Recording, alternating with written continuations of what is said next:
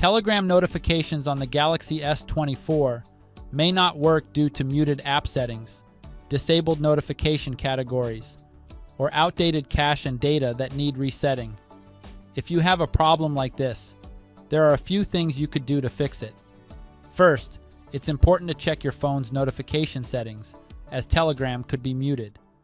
To do this, open Settings and scroll down to Apps. Find and tap on Telegram, then tap Notifications. Make sure the app is allowed to send notifications.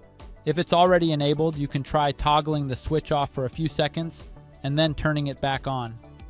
Next, under the notification type section, ensure that lock screen, badge, and pop-up notifications are all turned on.